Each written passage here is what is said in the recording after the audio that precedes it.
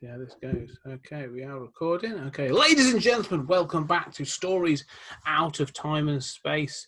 I'm coming to you from Farsum, as always, and I'm your regular host, Scott Witherley, and I am joined, as always, by Julian Darius. Julian, how are you doing? I'm feeling quite fine, although I may be a copy of myself. Yes. Yeah, we are jumping into an interesting film, a film that celebrated 100 years of a character's first appearance, with what can be considered one of the biggest financial flops for Disney, which will be interesting to talk about. But a film I actually love. I really enjoy this film, so I'll be interested to see what Julie has to say. We are going to be talking about the 2012 John Carter, which was also called John Carter of Mars, but actually is adapting A Princess of Mars, which was originally titled Moons Over Mars. So a story of many titles and many characters.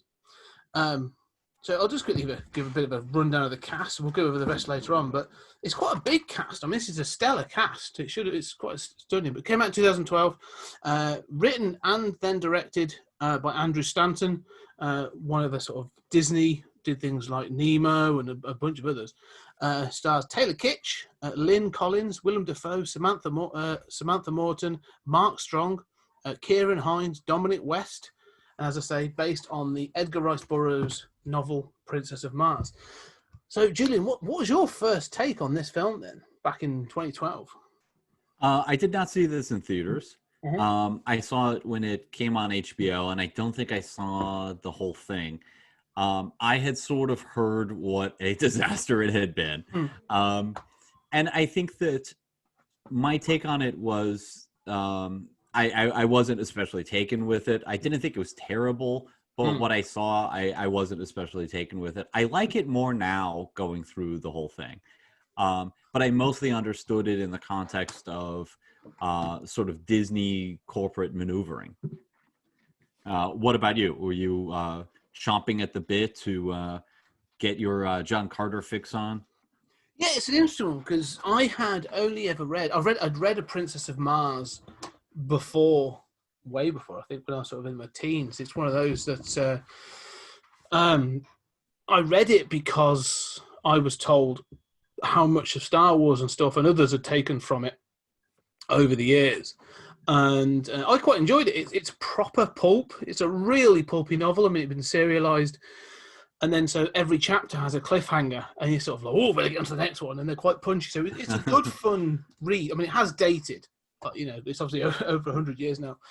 So when the film was coming out, I was like, oh, yeah, this could be really interesting. Like, how are they going to tackle it? Is it going to be quite pulpy? And at the time, Disney was going through sort of a bit of a live action renaissance. They'd had the success of Pirates of the Caribbean. I don't know if Lone Ranger would come out at that point, but they were pushing to do some interesting different things. So I thought, well, John Carter seems like a good fit for Disney at this point. A bit of a swashbuckling adventure in space. And then I went to see it, and I did and ah, and then the critics came out and absolutely blasted it. And I was like, it's not that bad. And the thing is, the more I watched it, I went back and watched it, the more I enjoyed it, just for what it is, which is, if this film had come out if it had come out in the 1980s, it would have been a miracle because of the technology involved. But like, it has those sensibilities. Like, if I'd have watched this as a kid, like, this would be up there with Ghostbusters as one of my favorite films, I think, because it's just so ridiculous. But also sort of like you say, it's just space opera and fantasy. So I really enjoy this film. I really do. Think it's massively underrated. Yeah, I think it's better than people think. I am a huge fan of pulpy sci-fi, and I'm a huge fan of planetary romance in general. I love the idea of, I mean, it's Flash Gordon, it's, Adam Strange, it's, typically white guy goes to alien planet, gets the princess, and is usually a princess. And obviously, John Carter and Edgar Rice Burroughs influenced that. And I grew up on stuff like, Adam Strange as a kid. That was probably my first exposure to it. And I loved and still love Adam Strange. So, I mean, part of my curiosity when this came out was sort of how they were going to tackle this, because I had read some John Carter comics and some Deja Thoris comics, and they just basically ignore it and they try to kind of modernize it and turn it into like Red Sonja or something, and just kind of like bury like, yeah, there's life on Mars. Yeah, we're not gonna really touch this. And I thought this genre is, this subgenre is one of my favorite genres or subgenres, but how is Disney going to tackle this? How is Disney going to adapt that? And it seemed like a bit of an odd choice. And I think that at the time, what I was hearing from, my friends in Hollywood was that Disney was desperate to start a boys franchise, that they had, the princesses, and they really wanted something that could compete with Marvel and Star Wars, right? And what they did was John Carter, and then they did Tron Legacy. I think you probably feel like this the way I do about Tron Legacy. I think Tron Legacy is massively underrated. It's not a good plot. It is a mess, but it is beautiful to look at. And I feel somewhat similarly about this, that, I feel like the plot is kind of a mess. I'm always wondering, like, why does he have to do it this way again? But it's good fun. And so much of the design work is just amazing. And I just can watch it just for the designs by itself. Yeah, I agree with that. I mean, this is a beautiful film. It really is. And a lot of attention gets paid to specific things. It's they were clearly you're right, but what they were going for. I mean, this has got Lord of the Rings level detail on some of the costuming and all this other stuff, and they really embrace mocap. I mean, the Tharks are all mocap to an extent. I mean, it's not Andy Serkis level or even sort of some of the stuff they've done, but they were going for that. So, and I really enjoy that. But you're right. This is a fairy tale. This is nothing different to. It's a modern boys' fairy tale, isn't it? I mean, however, looking at it now, watching it this time, and it hasn't changed my opinion of this film because I do enjoy it. Those tropes that you said, this is white savior and class savior all over the place. Yeah. Like you said, this is not just a white person turning up, a white male turning up to lead other species, other races, other species to, victory and, unification. We're going to unify all the races in this and on this other stuff. It's also all that sort of class warfare as well that I see all over this. This is a humble man who comes from, he was a Confederate soldier. He was a cavalryman. He's now just looking to have live a quiet, lonely life. Obviously he has a tragic backstory, which we'll get to, which is part of the course. But then he applies those working class. I mean, it would be, sort of mentalities to these dignitaries and all these others, and it's through his. Those principles and moralities that he's able to become victorious. And it's a bit, it feels dated, but it's a fantasy in that sense for a reason. It's still timeless in that case. Maybe the white savior thing should have been addressed a little bit more, but again, it's 2012, not 2022. Yeah, and I also think that, I mean, it depends how you judge a film, right? I can nitpick this film to death, but watching it, the person I was watching it with was nitpicking more than I was, and I was like, yeah, look, they're breathing the air on Mars, okay? Yeah, I mean, I do find myself thinking, what's he eating? He's literally had 2 sips of water, they get to that water and I'm like, how did you make it across the desert? But okay, so, sometimes those things come up. But then there's other things come on, how do they have this technology while other guys have swords or whatever? And, okay, look, they're breathing the air. What do you want? And so I think that we judge movies very differently. I think that the Marvel movies get a pass. Star Wars gets a pass. I mean, look, Star Wars and Star Trek are both about the chosen one, basically. Mm-hmm. I mean, how much of all of Federation history happened to either Kirk or Picard? Okay? There are no other captains. Yeah, and they're able to do it. That it's only Picard can save Earth, man. The rest of the Starfleet, they're good gents, but they really can't pull it out. So look, I mean, these things are. But if you made a new version of that, people would say, like that kind of gets grandfathered in. And I think the Marvel movies, I mean, the DC movies too. I mean, they kind of get graded on a curve, and this movie got pounded critically for things that are not unique to it at all. No. And there are things that it is doing really well that those other movies are not. No, it's true. I mean, what's funny is, I mean, what year did Avatar come out? After because I went back and I read some of the reviews of this when it came out, and for example, like the guy from The Guardian gave it like 1 star and absolutely lambasts it for a whole number of things. But Avatar 2009, so it came out a couple of years before this. But one of the things that gets banned is that white savior thing. Are we not past all this yet? And I was like, well, probably, but you got to remember this is based on a novel. Literally, the premise of the novel is John Carter getting sent to like. If you're not going to do the white savior trope, then you don't have a story, because that's literally what it is. But then there's sort of like the same things were being applied lesser to Avatar, which is exactly the same thing. Yeah. And so I was a bit like, well, like you say, how is it this doesn't get applied to other things? This chosen one, like The Matrix and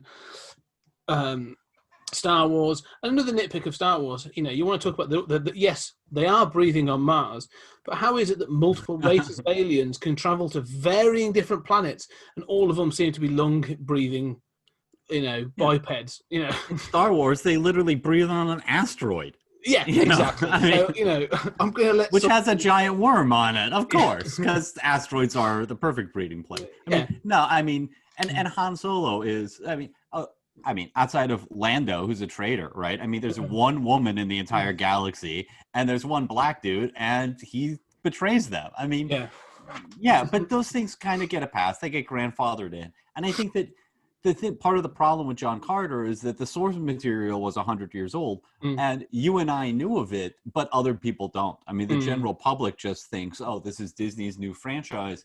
And I think even the title John Carter and the way it was promoted was designed to kind of hide that this was something old. It was like, this is the new flashy whiz-bang Disney movie. It's just John Carter. It's not John Carter of Mars, because movies about Mars have done really poorly historically. And so, I mean, we just did Mars Attacks, right? Yeah. And that did better than most of them. So Disney didn't want that curse and didn't want people to think, this is something old. And I think that helped people sort of not grandfathered in or not give it the, like you said, if you're going to adapt the source material, well, half these people didn't know that there was any source material. And there is that, and that's true. And they do modernize things. I mean, they have adapted a lot of this, and if they were, because it's not a true pure adaptation. I mean, Dejah Thoris is very different in this to how she is in the source material, and rightfully so. I mean, she's actually a much more interesting character in this than she is in the source material. Like, if you want to continue with that fairy tale premise, like she's much closer to the damsel in distress in that source material than she is in this, and so that's addressed in much more interesting ways. But yeah, I think you may be right. There's this idea of being, coming into this. If you were to come into this cold, there's a lot of questions about, and some of it doesn't get addressed until the very end, and even then in like a drop line. When they talk about like how he's been transported to Mars, and it's like, oh, no, you are a copy of So your body is still on Earth, you know, and if your body dies, you die here, which is, and I like that concept. But I'm like, so no one's found him in that cave, and like, you know, what generated the new body? What is it? You know, see, I mean, I did not understand that, and I actually had an argument after the movie with a friend who I watched it with. So, I mean, this is written by Michael Chabon, right? And Michael Chabon, he loves. I mean, he just did Star Trek Picard, which I loved, and you know, obviously an excellent writer, and he loves John Carter. I mean, I read interviews with him adapting this, and it was just like, yeah, I mean, he loves this. So I thought that was him. Like, obviously, every Trekkie knows, you know, that the transporter creates a double, right? Yeah. Way before the Prestige, 30 years before that, every Star Trek fan knew that. But so I thought that's what he's doing a nod to, but then it seems as if there really is a copy on Earth that's just, you know, the body is still on Earth, but a copy. But that doesn't make any sense. Because first of all, not only does nobody find him, his body hasn't starved to death on Earth in all of these days. And when he returns to his body, he returns to his body. He has memories. It's not like his body goes on, you know. I mean, his memories return. So I don't know. It's and then there's that weird thing at the end where I was actually debating, like, was this part of the trick? You know, where he says to Edgar Rice Burroughs, who's in the film, and I think that works well and is interesting, where he says, if my body dies here, you know, I'll die on Mars. But it's like, is he still on Mars? It's like, there's a copy of him on Mars hanging out? It's never addressed in the film. And so, yeah, I wanted to quickly check, and it's not really addressed in the books either. But is this notion of, and weirdly, the other person that sort of taps into this idea, you know, is Lovecraft. This idea of things being projected around space, and one of the stories, you know, that we sort of get our title from, the Shadow Out of Time, has the exact thing of someone having their consciousness projected into an alien being, and an alien being's consciousness projected into their human body for 7 years. And also Randolph Carter does similar. He's able to project his consciousness around and stuff. And so it seemed to be a bit of a thing in the zeitgeist at the time of some of the writers. And Carter may have sort of kicked that off. But I don't think they want to care. They love the notion of it. They love this idea of it's teleportation without teleportation.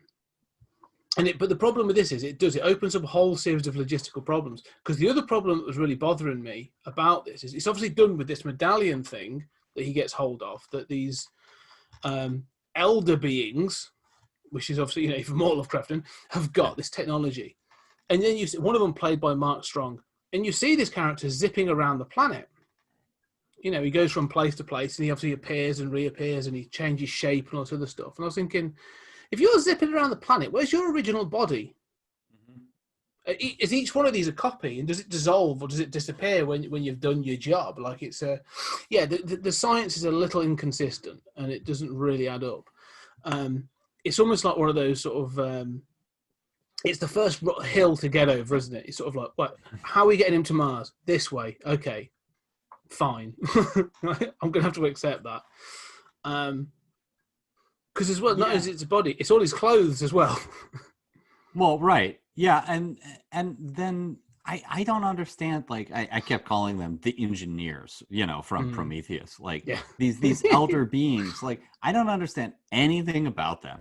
It seems like, you know, there are these lines that they, like, feed on conflict, and they're kind of trying to control the different races, so none of them really threaten them or grow. I mean, but they clearly have lived a long time. They're prepared for Earth to go extinct. They're, you know, they say Mars is going to outlast them and go extinct. And somehow but if they have if they have all this technology, why are you manipulating these petty people? I mean, I don't understand anything about them. And I thought the movie would have been a lot stronger without them. I agree. Because they don't really add. They're existing in the story doesn't really add a great deal to the story. You've already got the conflict there. You have the love triangle. I mean, you know, if you take the setup, and this, you know, let's take the setup. You have the Thargs that are a native tribal. I'm loath to use the word, but barbaric race that travel around the desert, you know, area. I love their culture. Like some of their culture is really cool. Like when they're introduced, you know, they have young, and there is no sort of like explicit lineage. There's just they get the babies and sort of let them loose, and then the females have to sort of grab one, and that's the sort of like, you know, there's that sort of thing. That's quite cool. So really interesting bits in that. And then you have the Redskins, which I can't remember what their race name is, but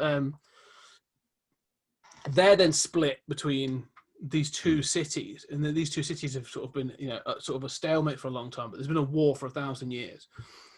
And you think, okay, that's enough.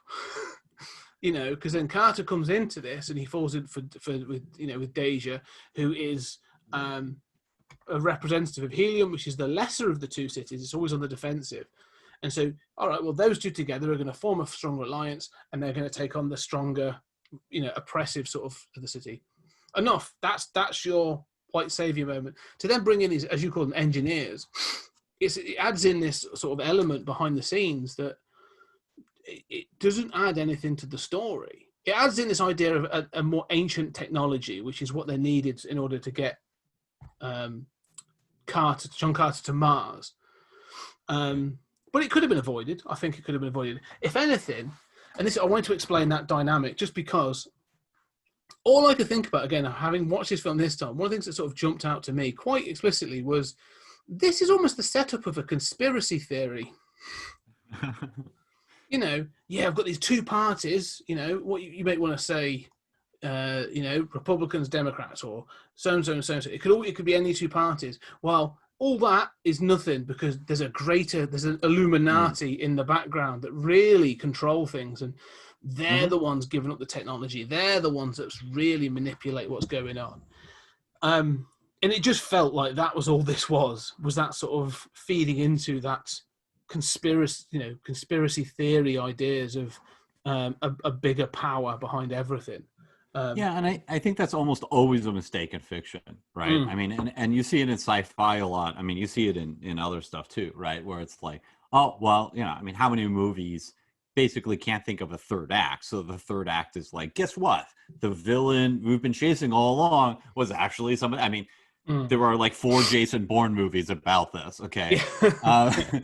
But yeah, I mean, and I think it's a trope that almost never works in sci-fi. And to get to your point about sort of focusing, I found that there are so many proper names that the viewer has to get over. It is a big haul for a general movie-going audience that isn't necessarily down with that as part of like, oh, I'm in a foreign culture as a plus in sci-fi, right?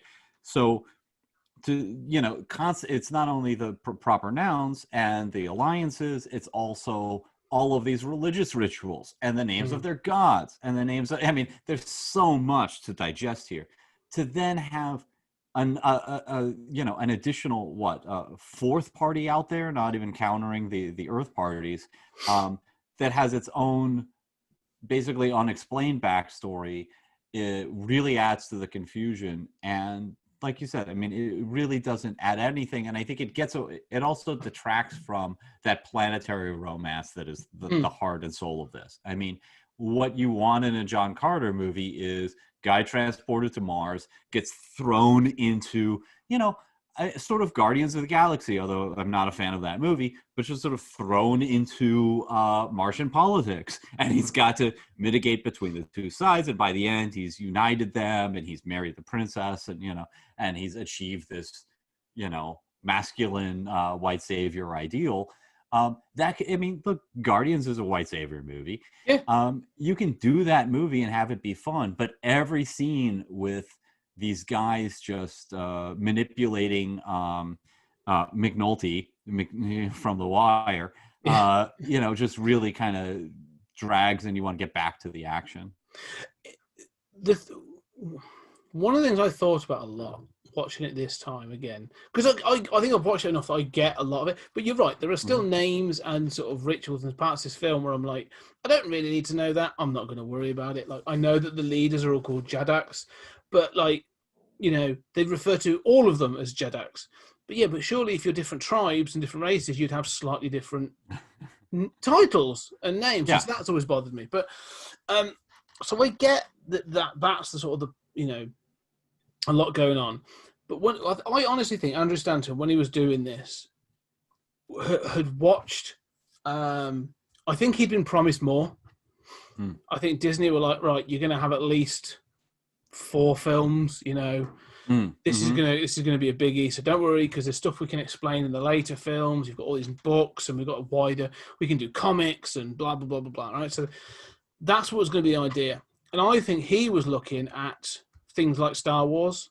And saying, well, if people can understand, you know, the relevance of some of the stuff going on there within the Jedi religion, then I'm pretty sure they can pick this up. I also think he was looking at Lord of the Rings.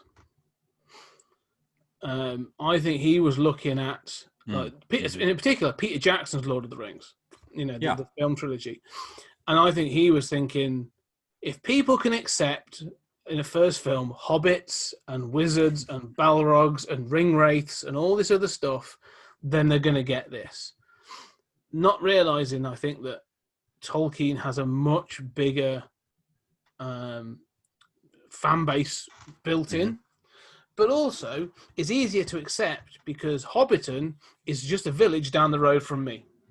Yeah. You know, everyone was like, oh, it's just little short English people, you know. Sort of, that's that, and you said going to Mars, it feels like an completely different. And you know, this is going to sound awful, but to give them everything from a different skin color to, you know, completely different religious bases and everything else, like you are making them way too foreign for people to relate to quickly. And I do think that's a problem with this film. I like that idea in sci-fi, right? I mean, I'm always talking about make the aliens alien, right? Yeah. So I like that they have a different culture.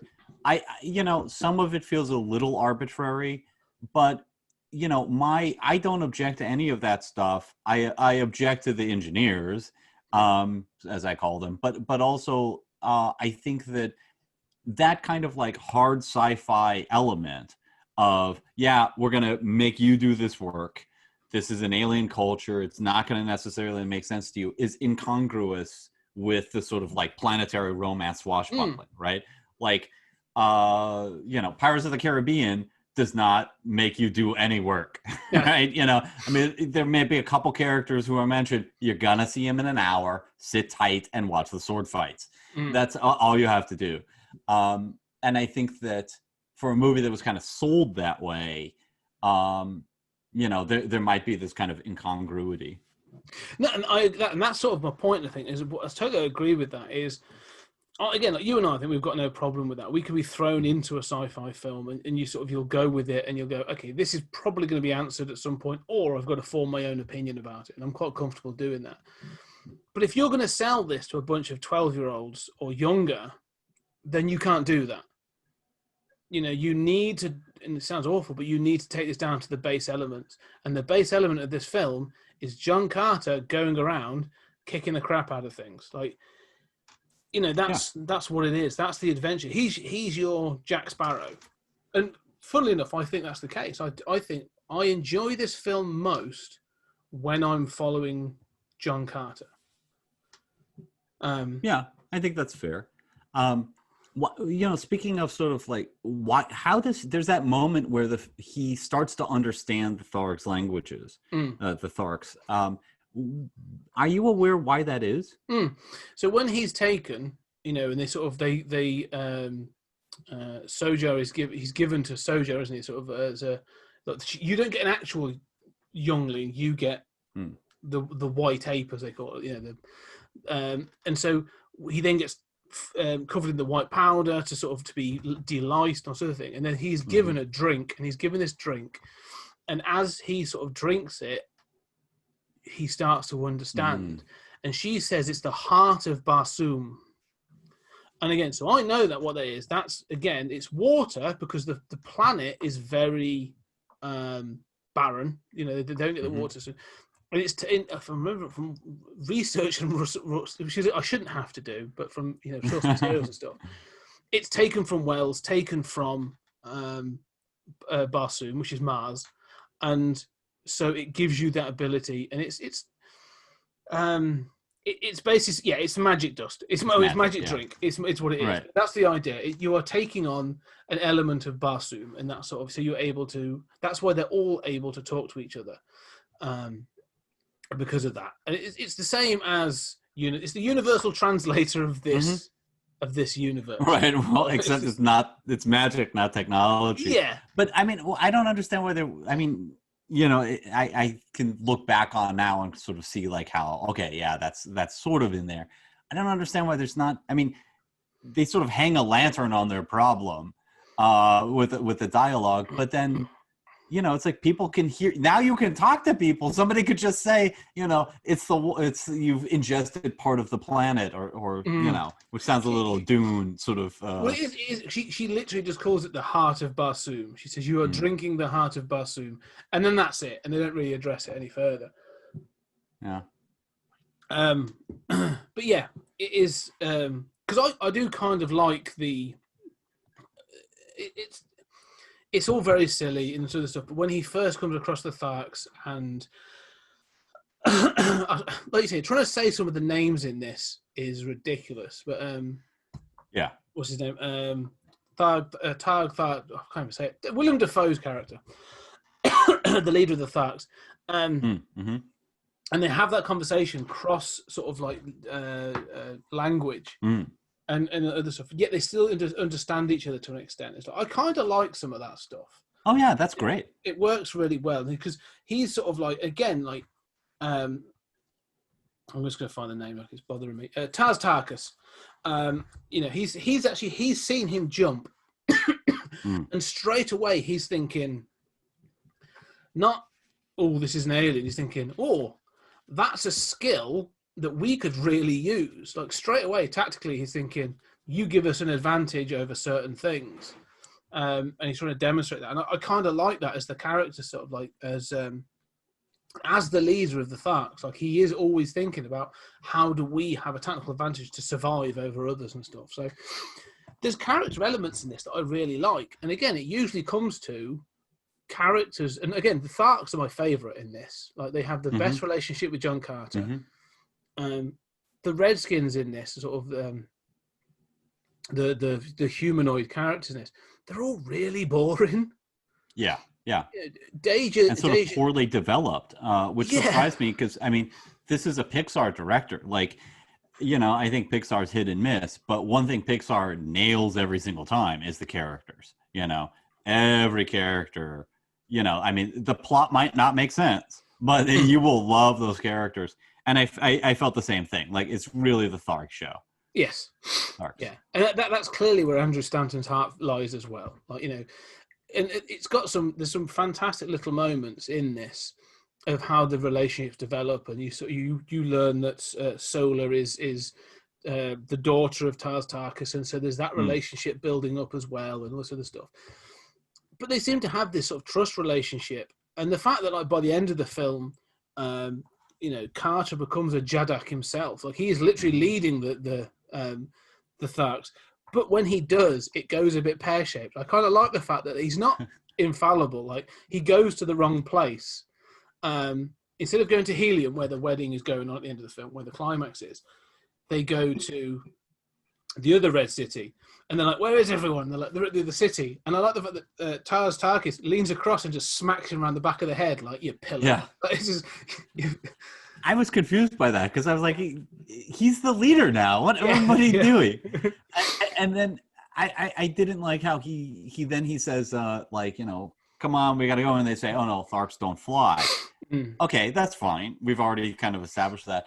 But it's like, well, you're the leader, and one of the first things you do is abandon them. You know, and then, of course, you know, like, oh, okay, they're going to show up when they're most needed, right? You know, yes. But at least they show up, and they don't say, we're here for you, Virginia. Yeah. I mean, it could have been worse, but Yeah. Yeah, I mean, I wanted him to. I like the sort of. I can deal with him being in charge of the Tharks. I think the gladiator thing kind of, is a little to be expected, but the design work is great. Everything's kind of a little by the numbers. Like the chain is going to come in handy. It's like by any chance is that thing that they use to tie you down going to be used as a weapon? Yeah. But, it works and you're like, oh, okay, we had this massive setback to the plot. We've now resolved that and he's come out on top in the white savior fashion, right? I'm fine with it. But then I thought, okay, now we've got another setback and they aren't really following you. Yeah.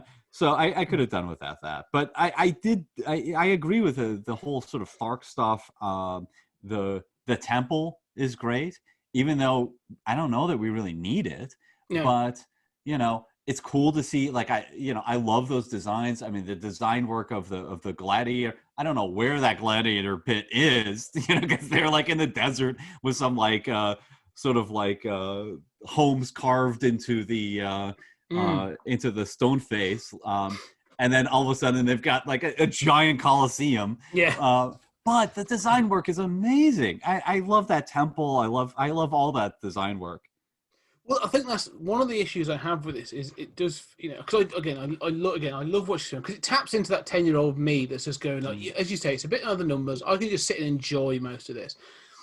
But I do get that feeling of like whoever the concept artist was on this was good. Because I get a feel like the concept artist came up, drew a load of stuff, and Andrew Stanton, and then some of the other, the producer was like, we love it, get it all in. and so they've gone, well, no, these were options. I know, and I want all of them. And you go, okay. And so they do sort of seem to, there does seem to be things. I mean, this film runs for what, over 2 hours. Yeah. And like I say, there are scenes and sections where I'm like you say, this could be cut. Doesn't really do anything. It looks beautiful. Like, it looks brilliant, but it's not really needed. And so I do feel like, there's clearly that sort of mentality of like, we've got to get this in, and oh, don't forget this and that. And it's sort of all of it sort of forced in, and it becomes incredibly dense, which is a real shame. But all in all, though, it's I say I'd say the first 2 acts are great. Like, I really enjoy sort of the build up, and there's like the questing to find it, the heart of Barsoom and sort of look at the legacy and all this other stuff. And where's this blue energy? Because she's looking for this blue beam thing, this energy, the ninth energy sort of kind of thing. Again, the ninth ray. The ninth ray, yeah, not really explained. What the hell is? Yeah, I mean, yeah, and that becomes a big problem in the climax where characters are just zapping around, and then they're yelling at each other about the ninth ray, and you're like, what? Well, the thing is, I think that's the thing I did. Again, watching this, I've never thought about it before because I think it's a bit like, well, some of the Pirates of the Caribbean films. Like you say, I've sat back a little bit and gone, nom, nom, nom, nom. This is really tasty in the same way as a fast food thing is. And then when you actually sat down and look at what you're eating, you're going like, oh, this is problematic. That's a bit like this. It's like I could sit and just enjoy this like every time. And then I say the finale comes and I'm a bit like, oof. I'm just going to enjoy the fighting. Like, it's cool that the Tharks turn up. I like the way it's all staged. I like the way it looks. There's some good bits in it. One of the people I really love that's in it that I didn't mention is James Purefoy. Comes in about halfway through, plays sort of like Deja's. I thought he was going to be like another sort of threat to that sort of, another element to the love triangle kind of thing, but he's not. He's just sort of like one of her bodyguards, and he's always a fun character actor. So there's, again, like, good people in it. I'm just enjoying watching them. And I'm almost like, I'm enjoying watching this. I'm not going to worry too much about this silly ninth ray business. It doesn't make a great deal of difference. So yeah, but the ninth ray, it should be the MacGuffin of this film. Well, it is the MacGuffin of this film, but it should be sort of like, well, way more defined and explained. They keep tapping into like, well, this is forbidden and we shouldn't know that. And it's like, why? why is it that forbidden? I mean, that should really be the theme of this film is, unknown knowledge or sort of like, lost knowledge, and why is it we don't tap into that and sort of more of that? But it's not. It's it's other stuff.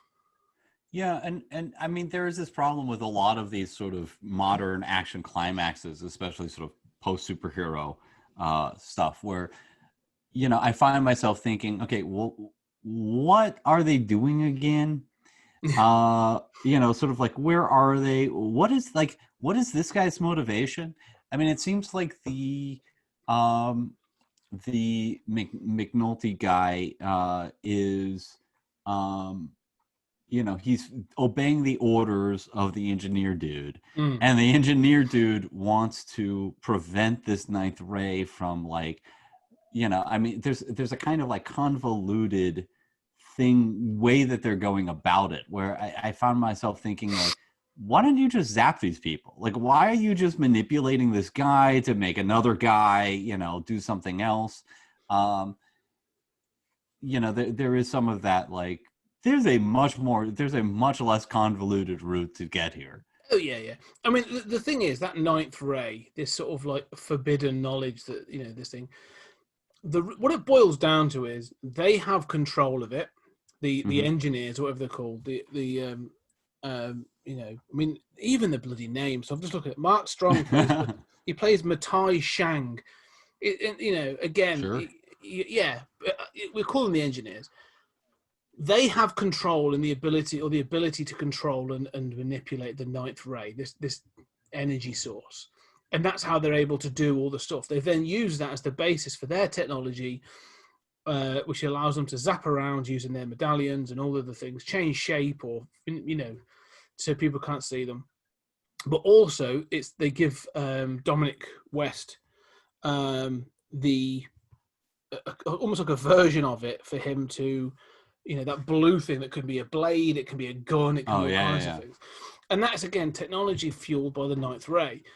So the fact that, like, Deja is now sort of looking at cracking the code and developing this ninth ray technology, that's the problem. That's what this all boils down to, is like, oh no, actually these two races are about to crack the technology that we use, and is really what gives us the advantage. That's what this film comes down to. The reason that Dominic West is chosen to be the ruler is because he's not interested in developing technology. That's not what his city is all about. It's about power and strength, not about learning and development. So they want him in charge because it protects the ninth ray technology that they have. Right. That's what it boils down to. But it shouldn't take that to explain it. Well, also, I mean, that's I mean, on its face, I mean, this is a horrible plot, right? I mean, there's a ninth ray. I mean, just the convoluted nature of that. And again, none of this is necessary. Like, there's a version of this movie that I would like. I don't dislike this movie. I think it's falsely maligned. But there's a version of this movie that I would absolutely love. That is basically, get rid of the engineers, get rid of that stupid prologue scene on Mars, which I always hate when they set something ahead of time where it's like, no, we're supposed to follow John Carter, okay? I don't want to see, he's your audience identification figure, and then trim the fat, let this be, but fill in that time with more time with the culture, more time with just the characters sitting around and getting those character moments in. Let the camera linger Blade Runner style on some of just that architecture, on just, I want to see and feel what it's like to really be in that camp, which we get a little, but I really want to be sold on that. And I don't care if it's a 2.5 hour long movie, as long as, what's there sells you on character, sells you on place, sells you on, like, wow, that's a fascinating shot. It's you'd have time to sort of like explain, you not be as lost with those characters and their names, because you have the time to explore them and have these conversations, instead of like, it's Jojo and we're gonna go fight Jojo with a bow weapon. It's like, oh, the bubble? Yeah, we're using the bubble. Okay, let's go. You know, it's like I barely had time to process that, and now we're on to the next thing. I think that you could emphasize that planetary romance thing, emphasize the political structure on Mars, and let yourself get lost in that setting and really go on that journey with John Carter. And you know, love those designs. I mean, I don't like the red people's ships. Also, I think they're inconsistently red. Like they look totally pale-skinned white dudes, and then the next shot, it's like, oh, there's a red tint there. But the ships, I mean, the dragonfly stuff, it's like, yeah, it's okay.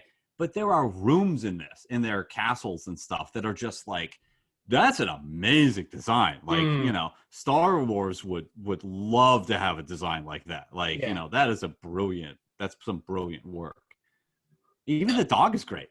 I was going to get to the dog, yeah, because I really like the dog. I'm a sucker for a sidekick. But one of the things in this film, you're right, is because even like, so Dominic West's city, I don't remember what his bloody character's called now. So Dominic West is Saab Tharn, so he's the sort of the baddie Redskin in this. The city that he runs, and it's never really, it's sort of touched on, and it's sort of shown because it sets up a sky like a speeder race later on, a speeder chase. Is that city is walking. That city's on a centipede of legs moving across the sort of the surface of Barsoom. And I'm like, that's awesome. Yeah. That should be a real story point of, you know, okay, it's moving away from so-and-so. We've got to get there. We've got to get there. It's moving towards so-and-so. We've got to, you know, it's moving towards Helium. We've got to beat it there. Why is that never used? Like, the city moves. And I'm like, that should be a major plot point. Because even at the end of it, when they all go to Helium, or they don't, they actually go to the traveling planet, to the traveling city, and you know, also the stuff. Oh no, they're at Helium. It's like, this city travels. Why isn't that city at Helium? Oh, right. Yeah. Good point. It's like taking your car and then walking the rest of the way. It's bizarre. Yeah, but there are some great looking bits in, and there is a speeder chase in this where, like you say, Carter's on a smaller version of those things, and it drops down, it goes through a sort of like a market street, and then it dips down into all this other stuff. And I love that. It looks fantastic, and I'm all invested in that. And there are other bits like that. When the action kicks in, when I'm following John Carter, like I say, I'm fully invested in this film. I actually, you know, the White Apes, when he's fighting with Taz Tarkas in the arena later on, is good fun. It's all predictable, but there are moments in this sort of because Carter has an arc about acceptance, you know, about sort of letting things go, giving life a chance. That's supposed to be his arc in this, isn't it? Like, you know, you find out that he's a broken man at the start of the film, like, and again, you get flashbacks, which, again, like, this film's a 12 in over here, but it's a Disney film, yet it shows like two burnt corpses, like briefly, but still, I'm like, wow. So he's lost his wife and daughter, and so he wears the wedding rings on his fingers, and he's like, you know, it's about him moving on from that and dealing with his grief and accepting it. That's great. But there's moments along that arc that I kind of like, you know, when he sort of like, he finally says, like, you know, yeah, there is something to live for. So he sends Deja off, and he faces the another tribe of Tharks, that, you know, the sort of another tribe that Taz Tarkas has mentioned a couple of times. And he jumps into the middle of them, and it's just sort of like a sword swirling, and it's sort of like him, this mound of bodies sort of mounding up around him as he continues to fight. Like, I'm like, that's ace. Like, you know, it's ridiculous and stupid, but it's so pulpy and fun watching him. And I think, like, Taylor Kitsch isn't a great actor, but he's good enough for this to do what he needs to do. And so, like, whenever I'm following John Carter in this, like, you know, in all these moments, I'm like, yes, I'm really in on this. And even in the climax, like, you know, when they do stop the wedding and it's all sort of, it's Flash Gordon. And again, I'm enjoying it. And I'm like, yeah, I'm all in on this. And then and then all of a sudden they try to deal with the grander themes of the big plot. And I do sort of disengage. My brain goes, oh, like you say, there'll be a sword fight in a minute. I can come back for that. My brain will come back for that. Yeah. Yeah, I mean, I would agree with you. My only objection to the Dragonfly chase sequence is that it has one of those what I call like Force Awakens moments, where not Force Awakens, Phantom Menace moments, Yeah. where where it's like, oh, I can't control this, yet I fly directly through an entire corridor of a, just like, okay, little kid, like, I don't know what I'm doing here. I just pushed some buttons and I blew up the Death Star. I mean, I hate that stuff, but it is really well done. The special effects are fantastic. Again, the design work is great. I do find myself wondering, one of my gripes about this movie is I think that like the whole I happen to be in the cave of gold, is dumb. And then, but you get to Mars and, things pick up. I love the Thar, like I love that. I love the sense of just exploring this alien environment where just like nothing makes sense. I'm just thrown into it. That's so central to the planetary romance thing. But I have to say, I don't get the sort of like lack of gravity, super strength that he has. He seems to, like the gravity on Mars is not 100th of what it is here, right? Like he's making Superman 1940 jumps, and like beating up those Thars. And then there are other times where, like when he's on that Dragonfly, I thought, you've fallen from greater heights than this and survived. Like you don't have to worry if you fall off this thing, right? So there's a little bit of inconsistency there, and I don't really understand what's going on with that. I mean, even the sort of like, I love the adjusting to gravity bit, right, when he gets to Mars, but the more I watch it, the more I think, yeah, that's all wrong. Like it's just like it shouldn't be this awkward. You shouldn't be walking like bow-legged. There's just a little bit of I don't know what's going on there. It's sort of like a really good idea done sort of like 45 degrees off or something. Yeah, I know what you mean, because it's inconsistent with him then running around the rest of the time. But it's that sort of thing, isn't it? Because it doesn't matter. Again, like it's there to introduce that he can do these big jumps and he's strong, and that's it, isn't it? It's sort of like it's be grateful it's not a training montage. That's all I can say, because it could well have been. But yeah, it is a bit. It is inconsistent, because later on, when he's like jumping from thing to thing, sometimes he can jump 50 feet. Sometimes it just gives him an extra bounce. It's sort of like it's, and it's the fact he has full control of that by the end of the film in order to fight, and there's no, oops a daisy, I've gone too far kind of moments or whatever. But it's not that film. It's not supposed to have that tone. I mean, if this was Jack Sparrow, then you probably would have those moments. And like you say, he's supposed to be quite a sort of a serious savior type by the end. But yeah, and there are moments like that throughout the film, where I sort of ask, does the inconsistency of the physics in this, and because with aliens and stuff, I like the Tharks because they are different. They're like 8 foot tall and got big tusks, 4 arms, and all this other stuff. They look cool. But at no point does he sort of go, those bipeds, you're incredibly human looking. Yeah. There's an entire race of humanoid looking people on Mars. That's really bizarre. It never phases him. He's never like. It's true. Because there's a scene where he's talking with Deja, and she's saying like, here's the planet names that we have given the solar system, which is kind of great, by the way. I mean, that's kind of a great scene. I mean, I can nitpick some things here and there, but I love the fact that it's not like like Mercury, Venus, Earth. It's like they've got different. We are Farsum. Like Earth is Farsum. I like the fact that they've a different name and a different sort of perspective on the thing. But this is a cavalry officer and a Confederate soldier in whatever this is supposed to be, sort of 1870s, 1880s. Probably the 1870s, let's say, by the dates now. But he knows the planets.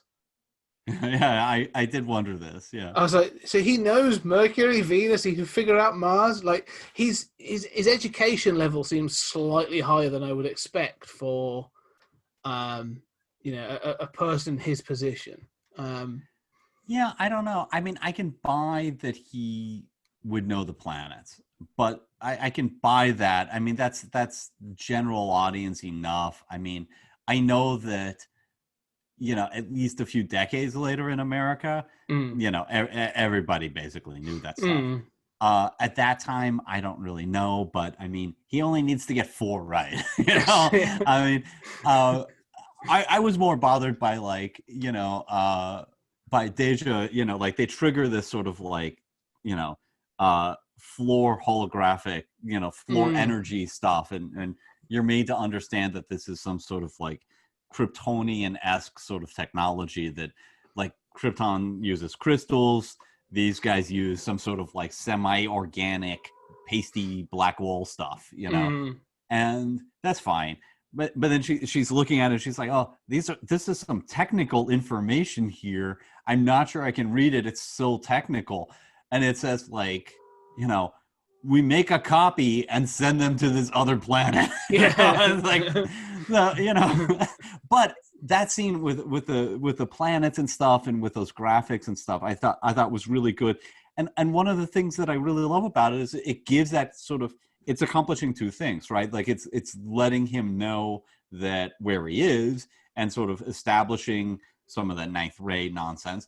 But Mm, so it's doing work for the plot, but it's also giving them rare character moments. mm. Um, in fact, one of my objections is, I mean, I don't care that they have wedding rings, that they have weddings and marriage bands and stuff, but when he proposes marriage, it just comes out of nowhere. I mean, it's Yeah. just like, and I know that's got to happen, right? And it's planetary romance. I'm fine with that. But yeah, it's sort of clear they're hot for each other. But, there's no, she doesn't even say like, well, um, I have to marry someone. So, I'd much rather marry you than this jerk. Yeah. No, it's just like, yeah, I want to get married now. It just seems to come out of nowhere. The thing I would have, if I know I do this a lot, but I would have reversed this, because the end of the film is everyone that matters survives, really, and apart from even the what's it, the engineers sort of go away, but her father, Kieran Hines, survives. I can't remember if Dominic West does, but like, what should happen is that generation that's been at war should die. So Dominic West, I'm not sure if they're involved in. I can't remember if they're involved in the future stories, but and her father, played by Kieran Hines, both die. So then it's like, oh, there's a power vacuum. Deja, you are next in line, but you know that you cannot take the throne or you cannot become the Jadak without being in a relationship. And that's where sort of you'd have like James Purefoy step up and go, and it would be, I know it's not right, but it would be my honor as your sort of friend and guardian to take that role. And she would say, no, I appreciate the offer, but my heart is with John Carter. And that's where she should then propose to him to form that union that saves the planet, because she has to step into that role as a leader, as a Jadak. That's what, that's good. That forces good stuff. That forces the union. It solves the fact that that then brings in the Tharks. It brings all the other stuff together, and it stops that really awkward moment of him getting down on one knee, which is such a human thing, an Earth thing. What she would be like, what are you doing? That's not how we do things here. Like Yeah, like in terms of the John Carter character, like I hate. I mean, one thing I really hate is I hate those flashbacks that you were talking about. Like, I just thought like, oh, okay, all right, we get it. You're Wolverine, well, technically he's Gambit, but that's a different story. Well, or he's the Saint of Killers, right? Because basically that's the Saint, or I mean, Saint of Killers ripped it off, maybe. But yeah, I mean, it doesn't seem to me to be very important that he's that traumatized. I mean, really, when you are introduced to him, he's prospecting for gold and he's following this legend that only he believes in. And all that's important there is that there is a sort of like Martian, or Barsoom rune kind of thing on the little piece of gold that he's found, which doesn't even make sense. How did that gold get out of the cave if nobody's been in that? None of this really makes sense. But it's not like, clearly he doesn't have a relationship then, but it's not important that he is traumatized. It's not really important that he's traumatized on Mars. So all that stuff I don't need. What I love is the idea of him basically not wanting to be part of Martian politics and being interested in getting back to Jarzum, and then by the end wanting to stay, and then ironically being sent back to Earth, and then wanting everything to get back. I mean, that's there in the Adam Strange stories. I mean, that's essential to that sort of planetary romance genre. And I love the sort of, this movie works so well when it is a fish out of water story with him on Mars, and then adapting to, I'm basically king. I got this beautiful, princess. I've accomplished everything. Why would I want to go back? Which is, of course, the question we always ask as viewers, right? We're always like, come on, Flash Gordon, what do you want to go back and play football? What? So we always ask that. Here, he's made that progression. That's enough for me as a character arc. And then I find the ending of sort of like, no, I got to get back. I wanted that to have more time. I mean, I love that stuff. So to me, that whole character arc, including the denouement, all of that stuff works. None of that needs the trauma. No.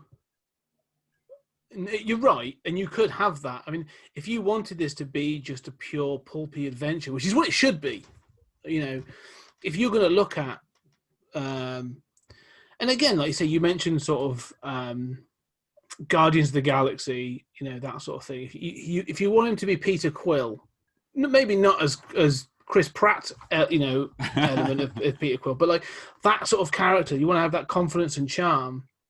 You could do that. The thing is, I think I would use the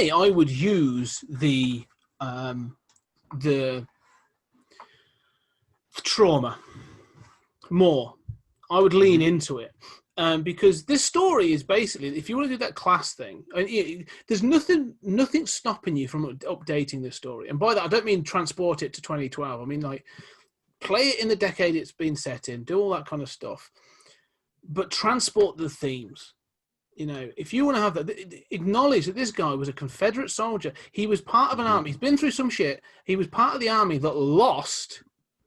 And then he's acknowledged that he joined the cavalry, which is a post sort of war sort of thing, and then left again because of the death of his wife and daughter. So this guy's got some real trauma. Like, he has done some, and I'm accepting that this guy's done some really crappy things. Like, whenever there's a war, we know what's happened in the First World War, but the American Civil War, anything to do with, any sort of like Victorian era war was messy. The weapons were messy. The war was in many times close quarters. It was, people didn't die quick from a rifle bullet in those areas, right?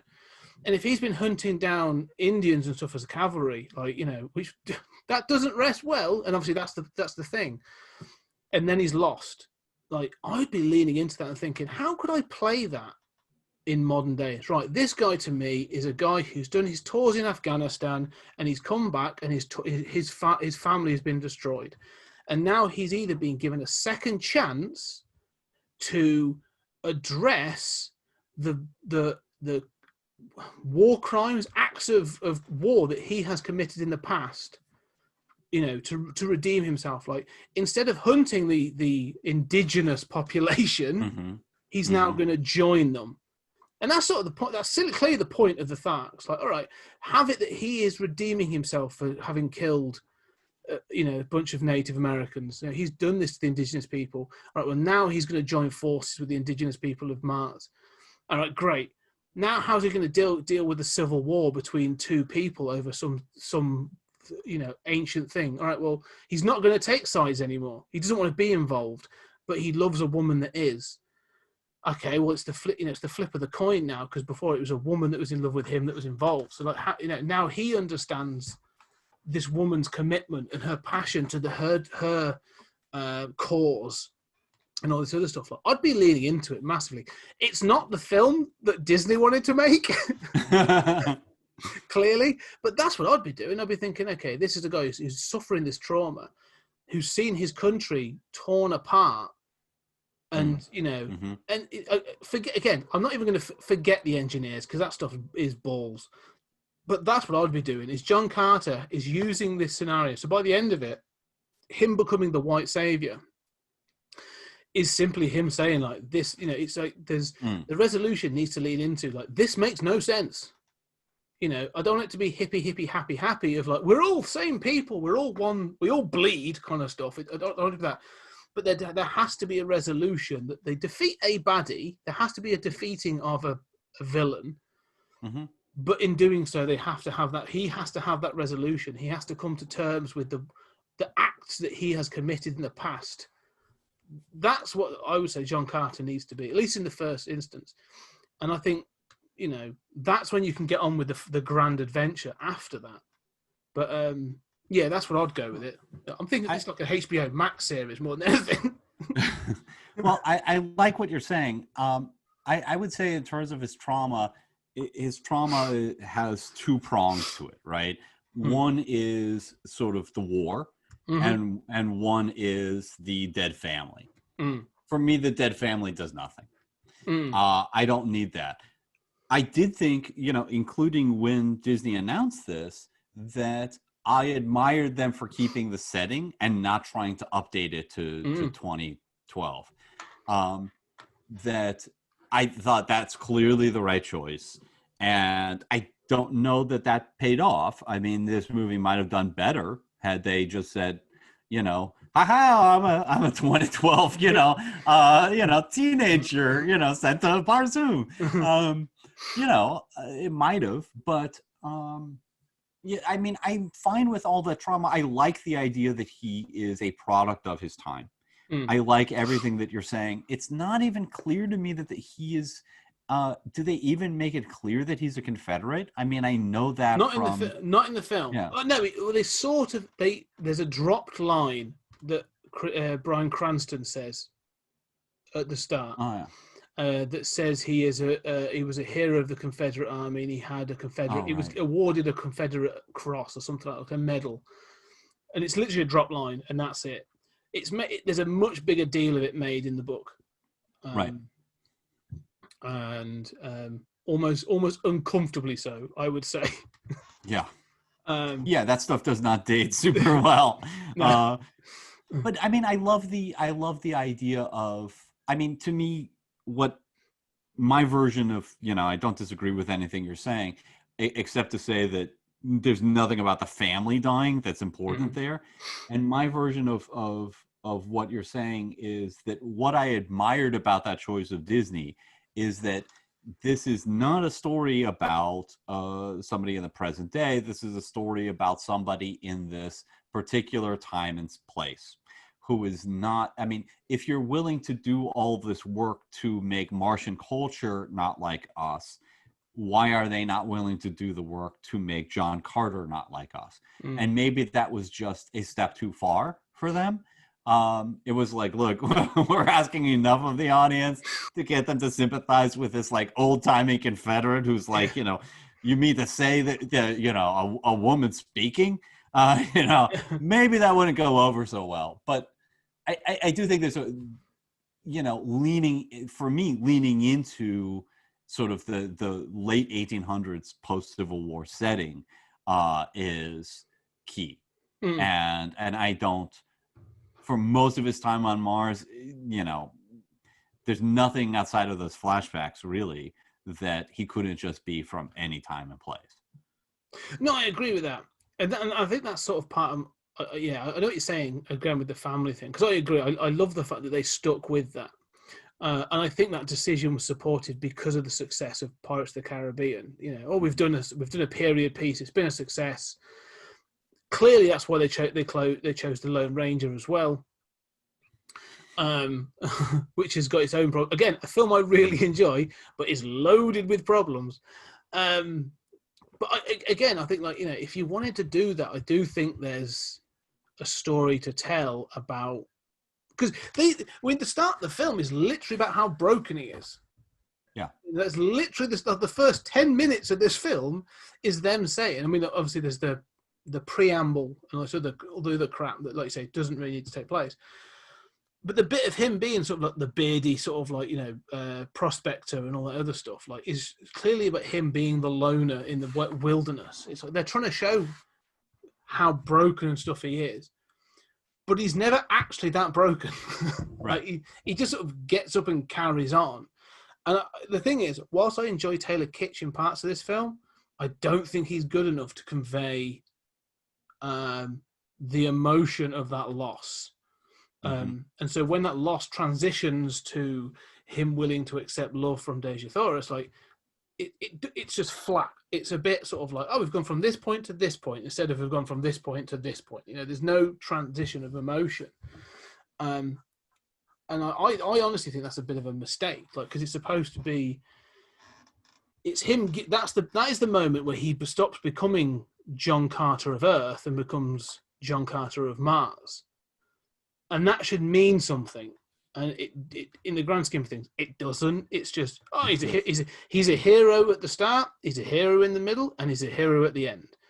You know, there should be more of that transition, and that moment where he is willing to sacrifice himself for Dejah and Solar should mean something more than I think it does in the final film.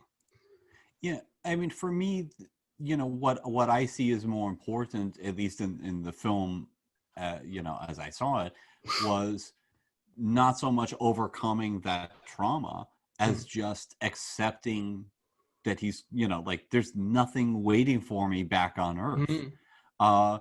And, you know, the sort of like John Carter of Earth, John Carter of Mars thing, which, you know, I mean, if you even know the title of the series, right, you see coming, and it's kind of like, okay, well, you did that. But that transition is about locating yourself in place and making your peace with, you know, yeah, I'm not going to go back home. And I'm not going to tell that story of just endlessly questing to go back home. That is really interesting. You know, to me, that is the arc there. If there's, you know, I don't object to there being trauma. I want there to be more of a sense of setting, at least on Earth. But that, it seems to me, is the heart of that transition, at least in the movie as presented, right? I don't know what he's overcoming in any of these decisions. It seems more like, I don't want to get involved, and I am involved, and then, no, this is my home. And I think that is a pretty cool transition. Yeah, I see what you're saying, and I accept that. Like I say, there's this thing of, like, I have a future here that I don't have at home. I suppose is one way, and that is what the film is presenting. This sort of thing of, like, here is something in front of me that I'm not going to get at home. But there's also that part of, like, well, he could have that at home because he's just got to open himself up to it. But it's true, like, it's there in front of him, like, you know, with Dejah and everything else. So yeah, I see what you're saying. I don't know. I just feel like there's more. They could have made the character just that bit more complex, a bit more interesting. You would have had to have a better actor to do it, I think. But I agree with that. That's not to, you know, Taylor Kitsch is still fine. Again, it's a bit like the ending, you know, to go to that sort of point of the reason he goes back to Earth is, I actually really like the bookended story.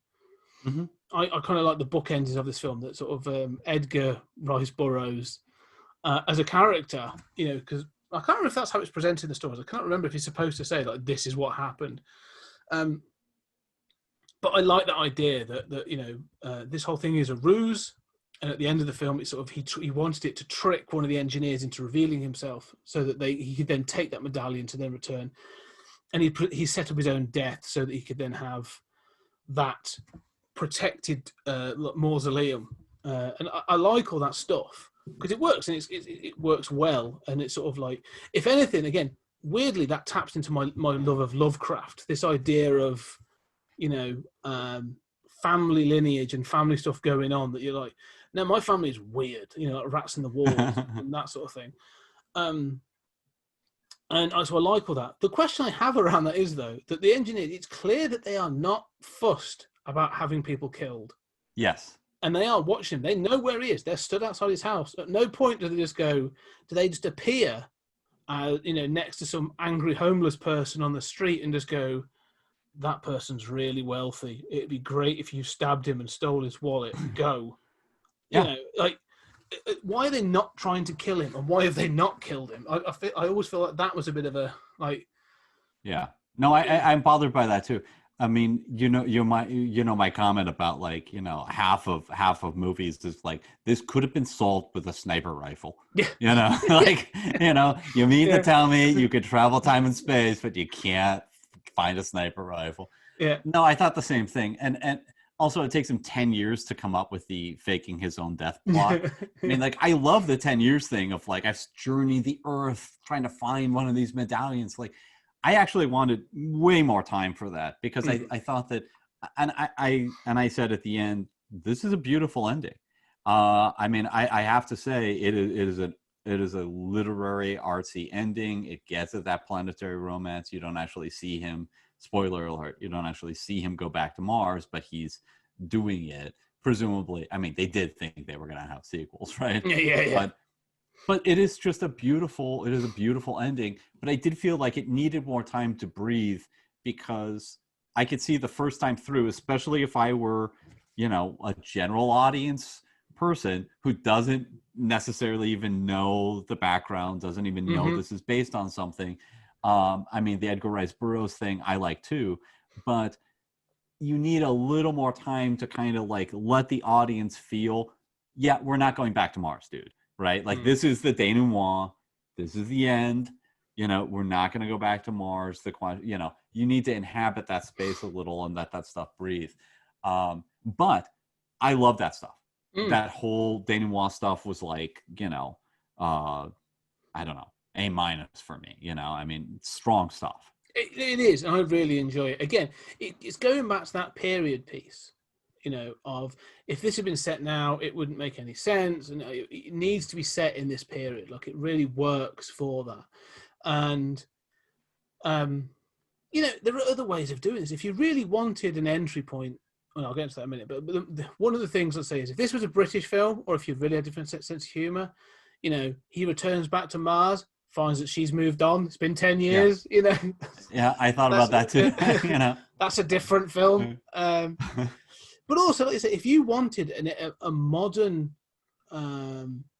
entry point to this, like, I like that the trick. You say the denouement, the sort of that epilogue where he finally finds his way home, and I love the fact he says that, and Edgar says, like, Ed says, so what happens now? He says, well, now I go home. And I love that's his thought process, is that, like, if it's 10 years, I'm gonna get to return, and I do like that. But if you wanted, you could have added more to this. Of Edgar doesn't need to be a part of it. You could still tell this story in flashback, and you could have had a descendant of the Carter family, and you inherit this piece of land. It has this little building on it. You don't touch it. You don't do anything with it, but you are there to protect it. You have to maintain it, and that's what you get this money and this allowance, and you have to protect and look after this building, and that's all they're asking.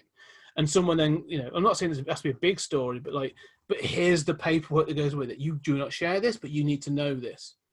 And that's the sort of, have someone modern day maybe reading it could be an entry point for more modern audiences. Yeah. I see what you're saying. Someone in Britain or even America, like an American, because he is American, obviously. So an American inherits this land, and they're like, yeah, they've got this weird little clause for you to inherit this not vast fortune, but you get this money for whatever from Carter Industries, sort of thing. I don't know. I just think it's having everything set back there is good, but to me, I think they could have had knowing what audiences are like. You could have had that where even having played by Taylor Kitsch with a bit of made him look like a descendant. I don't know, something, but I don't know. What do you think?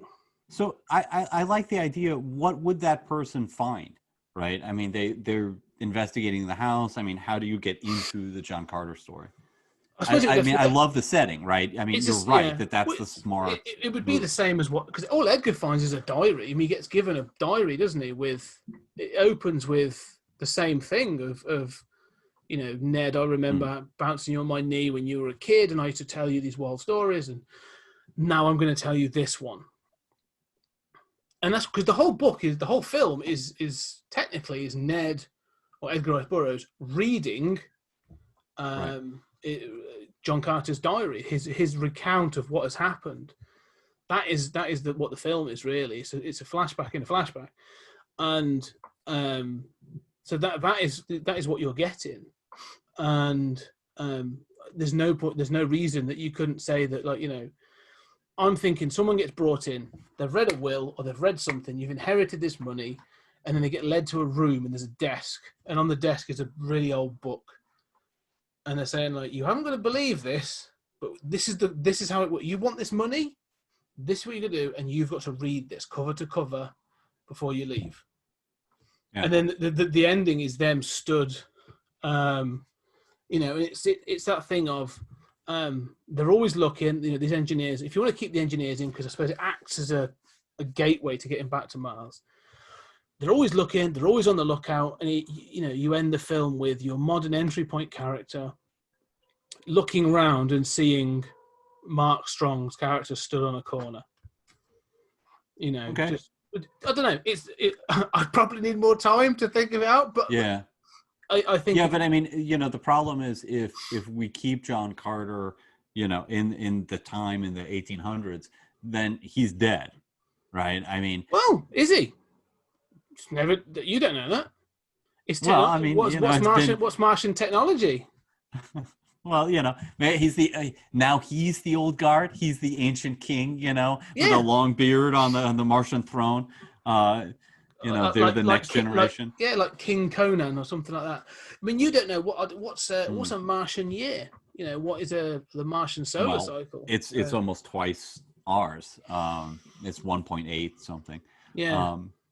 But no, I mean, there is I don't know that this is your idea is a better version of this movie, but there is an updating of this of John Carter that is totally possible, which is it's like James Bond Jr., right? I mean, yes. John Carter's successor who inherits the house and reads the diary, whatever, and finds, eventually comes across proof, right? And then finds some transporter and is like, oh yeah, John Carter is still alive. He's just like the really old king, and Dejah Thoris is the old queen, and they're just they don't really, maybe they don't have kids, or they have a kid but he's a bad guy now, and his descendant, the next generation.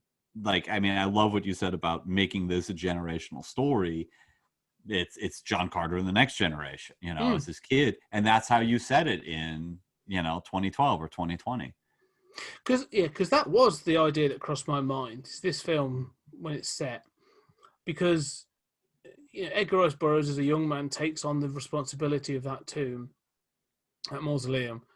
But what happens when he passes on? Did he pass it on to if they kept this manor house in the Burroughs family, and is it there still? That's what it'd be. It would be a descendant of Edgar Rice Burroughs, I suppose, rather than John Carter. But what happens if someone's like, nah, I'm all right, I'm going to sell it off for development, I'm going to bulldoze the lot. Does he disappear on Mars? What's life expectancy supposed to be? Is it a bit like, I'm thinking, Lion, the Witch and the Wardrobe? Mm-hmm. Which I know is a fantasy thing, but they live, the children live a lifetime, don't they? becoming the rulers of Narnia, and then but when it's all over and they find the door back at the end of that first book, they go back through and they're back to being children again. Right. And so there's ways in if you're going to have the heart of Barsoom be the way that you're able to sort of listen and talk to Martians. I'm quite comfortable with technology that extends your lifetime for decades.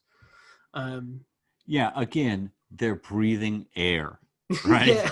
Just set up your premises early on. Foreground, that's the rule is just get that stuff out as early as possible. Yeah. So you're not in, it's not like we're 2/3 the way and they're like, oh, did we mention we have this formula that lets you live forever?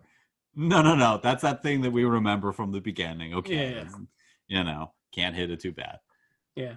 I just think that keep John Carter in his time period. The longer you move away from that time period, the harder it is to keep in that time period. I think that's the other thing. But I do think there's a definite updating of this. Well, there's an updating has happened. I think the updating has happened numerous times. Yeah. Everything from, as you said, Adam Strange, Buck Rogers, Flash Gordon, all the way through to like Farscape. Anything where human character is jettisoned into another time and space and then has to sort of adapt and becomes a sort of a warrior of some kind in that place. All harkens back to sort of John Carter, I suppose. Yeah, absolutely. I think that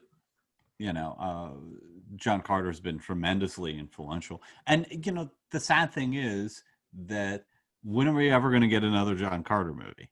Right? I mean, I can see it happening on, like you said, maybe a cable channel, right? It might be a Deja Thor's movie, right? Based on the fact that her comics sell better. I could see some animated production, and I could see it doing better than this, in terms of having more space. On the other hand, it could be, some Netflix thing that's kind of like the new Lost in Space, where you're like, yeah, see the money, see what you're doing, not what I wanted. Don't get why you spend it on this. Yeah. It could be. I mean, they say the thing is, some of the things that have been incredibly successful accept and embrace some of the things about the source material that worked for the source material. When we talked about Invaders, Mars Attacks, how would you continue it? And we talked about doing varying length different variations of animated shorts, that sort of thing. Like that works because it sort of fits with that card thing.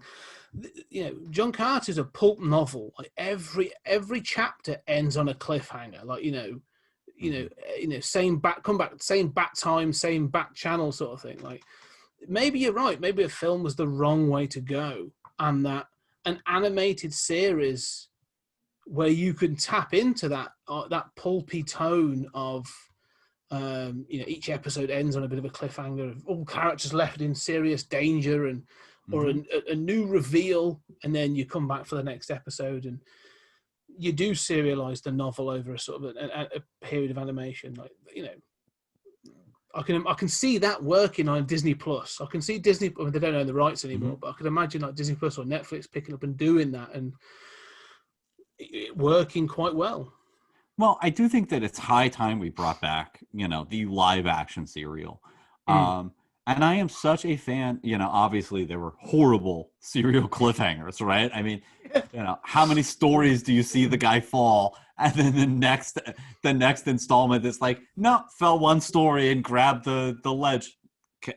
They're horrible. But I love the cliffhanger. And I often, having written unproduced television scripts, one of the things that I always feel instinctively is outside of something like, Better Call Saul or Mad Men that is, much more literary and subtle. I feel like every commercial break, right? When you go to a commercial, there has got to be some, if not a cliffhanger, some line that's delivered. Like, well, then we're really screwed. I mean, there's got to be some sort of stakes going into that commercial.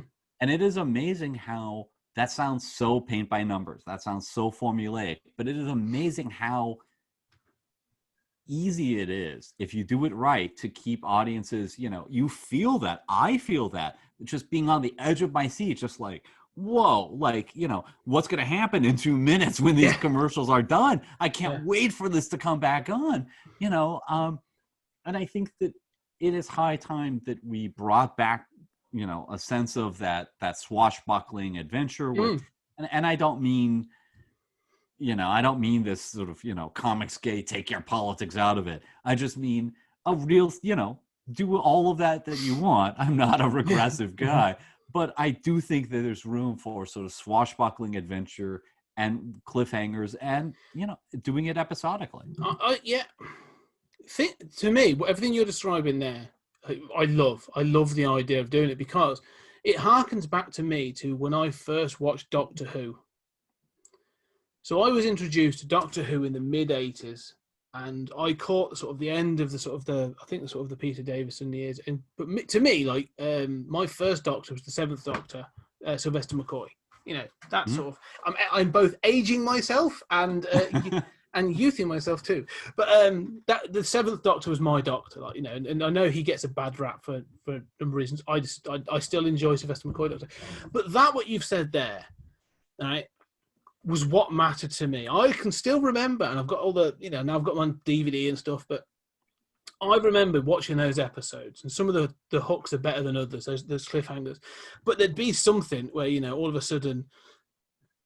Episode 1, you've got something going on, and all of a sudden there'd be a reveal, like, wait a minute, he's not human, he's a Cyberman. Ooh, dun, dun, dun, dun, dun. You're like, what? No, you son of a... And you have to wait for a week then to find out, well, what's the Doctor going to do now? Or, they go into a room and all of a sudden, the door goes down, and they're like, we're trapped, and the gas canister, gas comes out, and it's like, ooh, and you're like, oh, the music is in. That was what you like for a week then, because you're off to school and like, my God, what are they going to do? How does this, like say it was, there's no, you still get some of that from, I know people watch like, when they watch like Game of Thrones or some other sort of similar things where there was that, like, the Red Wedding or whatever the thing may be, where there was that cliffhanger moment, or there was a reveal, there was some moment. But episodes seem to try to resolve to a level now where the story continues, but the events of that thing can, are done, and I do miss that sort of thing. But, I think it's coming back. And I think the reason is because streamers, they want you to continue watching because you can quite easily go, don't care, move on, I'll watch something else. And I don't know if you've watched The Boys or... No, I have not yet. Okay. The Boys is amazing, firstly. Carl Urban, when we will be talking about Carl Urban in the next episode, is excellent as Billy Butcher. But it does it in the writers, and when they did Preacher as well. So when Amazon seems to have got this, you get to an episode, and what they had to... They either give you... They give you that cliffhanger. It could be that people are left in danger, or there's a big reveal, or it can be an absolute kick in the nuts, where you are literally left and you're like, "What? No, what?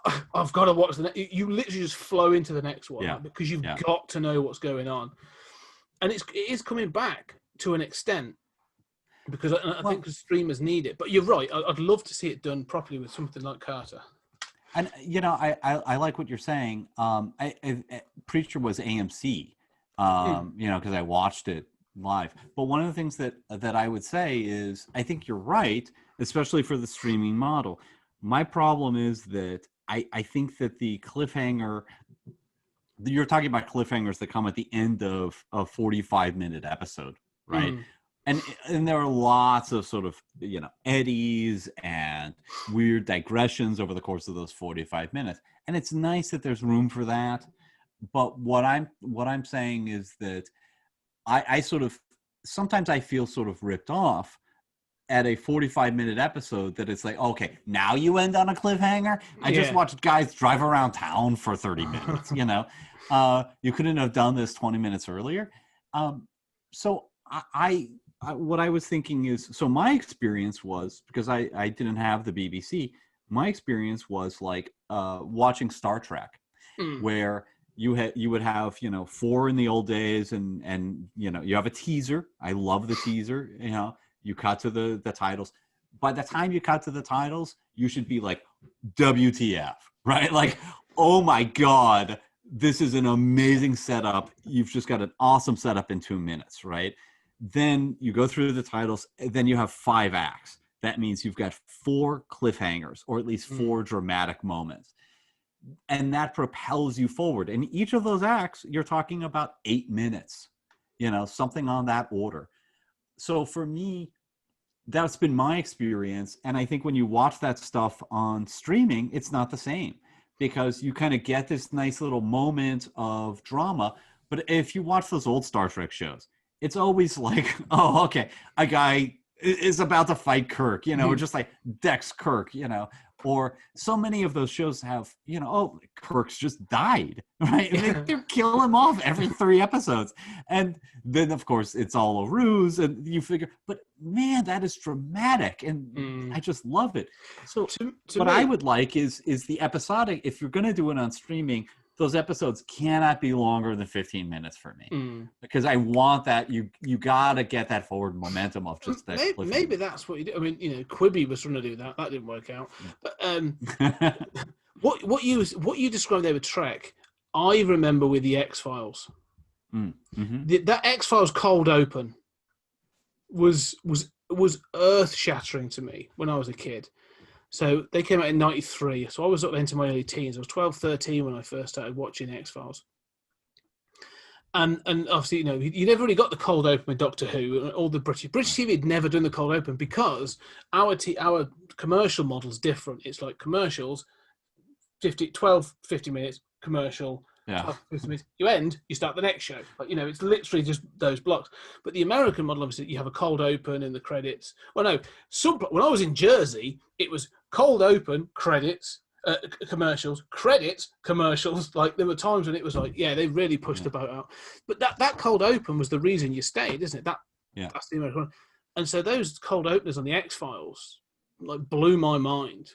When I started watching those on late night on the BBC, and the show starts and you see something, I'm like, what? Wait a minute, you're giving me something this early? That's amazing. Oh yeah, come on, get to the credits. I want to see what's going on.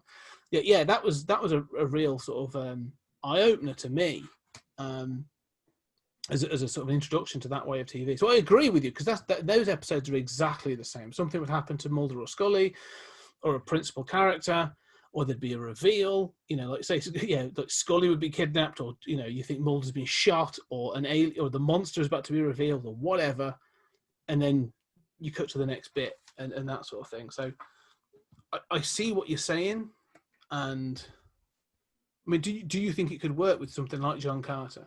Oh, absolutely. I mean, I think John Carter is sort of perfect for that, because I think it works best in that serial format. I think it works best. It's an adventure yarn. Let it be an adventure yarn. Let it be. I mean, it's fun. Let it be fun. You can still do all of the artsy stuff. You can still do all of that character development, but yeah, I mean, it's that joy. So much of it is the joy of the planetary romance, right? I mean, it's the joy of the fish out of water and an adventure on Mars. And I mean, that's so much of the essence of what this is. And I think when there's only so much you can stretch that, right? I mean, if you turn John Carter into a subtle environmental commentary, it's probably not going to work, right? I mean, so yeah, I mean, you can keep the commentary on Native Americans, but it's subtext, right? And the primary thing is that serialized adventure. I would love to see it. Just the groundwork for the subtle ecological message was also laid in the 2012 one, because they do talk about the lack of water and the fact that the war has partially caused that. So I was like, oh, that's going to come up again. That was seriously going to come up in a later film. I see what you're saying, because you're harkening back to well, exactly, those serials are sort of like, you know, the cinema serials, aren't really those sort of things of every Saturday you'd have the Flash Gordon serials, the things that how ironic that they come round. I mean, those were inspired by the series of the sort of these things of the book, the pulp novels. The serialization inspired the serialization in the cinema, which inspired Star Wars, you know, and then that goes round to inspire this film. It's a you know, the snake is endlessly eating its tail. And you're right. I think you could definitely have, if you got, and again, I think if you had the right, if you do it live action, if you had the right actor, someone with the right charisma and that right charm to do that, you could do that, you know, and I think people would really buy into it. I think that's a big part of it, though. Like, you have to have the right person, yeah, to play John Carter and Dejah Thoris and that sort of thing, to do all that. But the more I think about it, the more I'm like, yeah, that'd be really cool to watch, actually. You know, sort of, you know, while you're making dinner or doing, just have you John Carter playing, or I'll quickly catch 15 minutes of the next episode. Yeah, it could be done, and you know, I think they're doing stuff like this now. I think it's where we get back to this sort of with streaming services, you can do all this stuff now. You know, there's no limitations on the things you can do, whether it be long form or short form. So, yeah, I think it's extremely possible. Yeah, and I would love to see it. And I think you're right that, I mean, we've barely scratched the surface of what's ultimately streaming is going to allow us to do, and what it's going to produce in terms of novel forms of structure. Yeah, and I think there's sort of, I mean, there was a weight on this film that, I mean, this was a $250 million movie in 2012. For, you know, also, can we just say, like, how the hell did you throw $250 million at John Carter? All right, like, John Carter's cool, but like, this is not a proven franchise, right? That was the same. Disney. It was Bob Iger, wasn't it? Still was in charge at the time. I think so. Like, he must have been snorting something special, because he was like, John Carter, yeah, you go to Lone Ranger with Johnny Depp. Do it. I'm up for that. Like, there was some weird stuff was being greenlit at the time that you look back and go, what were they thinking? Well, you know, so if my theory and what I hear holds up, that basically we have John Carter to thank for Marvel Studios and for Star Wars. We have a sequel trilogy to Star Wars because of John Carter. Essentially, John Carter, Tron Legacy, both big budget, and to a lesser extent, Lone Ranger. The failure, I mean, when you're through $500 million, you know, into production, and you get box office results like this, it was like, okay, we just spent $500 million, and that's out the door. Let's throw $5 billion and get the real thing, right? So then they got, you know, Star Wars and Marvel. And boy, those have turned into the kinds of powerhouses that these movies failed to be. So in a weird way, we may have the failure of John Carter to thank for sort of the certainly the Star Wars Renaissance. That's interesting. I hadn't thought about that. Yeah, but it's true. I mean, for whatever it's worth, like, you know, whatever you think about the sequel trilogy, and you know, at least we're getting the Mandalorian out of it, which I do like. But yeah, no, that's really interesting. Yeah, but it's interesting that, like you say, they went big, and I appreciate that they did. And the thing I appreciate about all three of those films, and one day we will have to do Tron Legacy, because it's I haven't seen it for years, is that they did go big, and I appreciate that there was a sort of like, we are going to throw everything into this. And then I think one of the problems with all three of the films that we've just mentioned, you know, sort of John Carter, Lone Ranger, Tron Legacy, is they made the films, and they are very unique and very, very sort of specific. And they then went, how do we sell these films? I don't know who the audience is for this. So John Carter of Mars, like I said, it's called Princess of Mars. Oh, we can't call it that. Who's the title character? John Carter.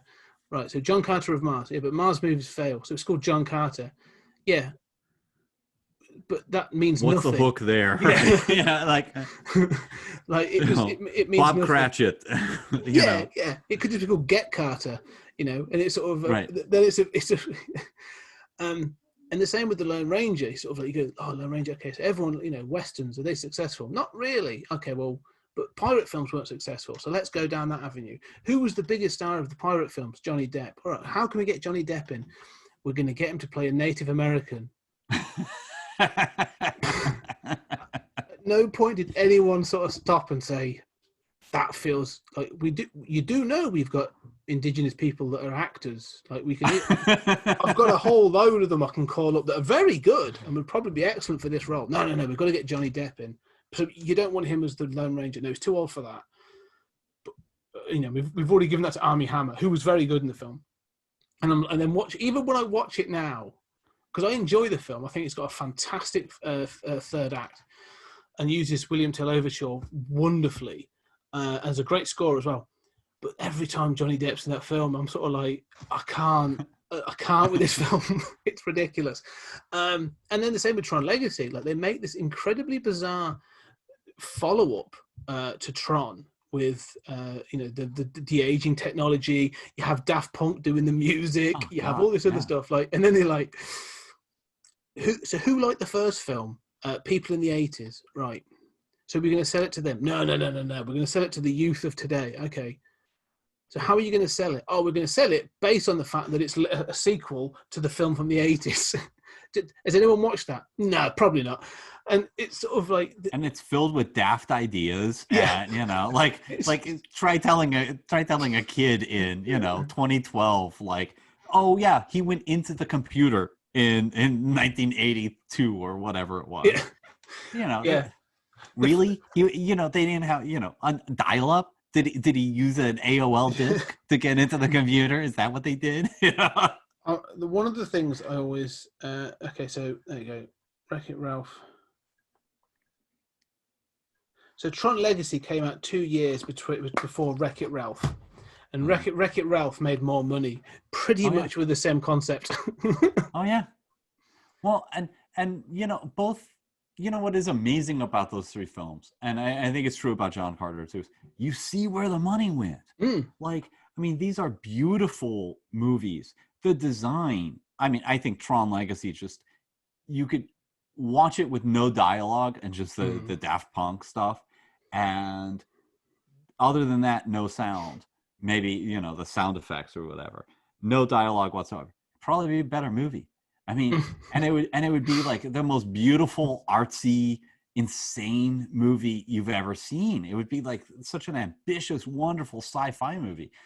The design in John Carter is fantastic. Yeah. I mean, some of the talent that you're using. I mean, the motion capture, those Tharks with the way they're spindly little faces and those tusks, and every tusk is unique. They don't just come out at this. They have that organic, like, misshapen thing you see in actual animals.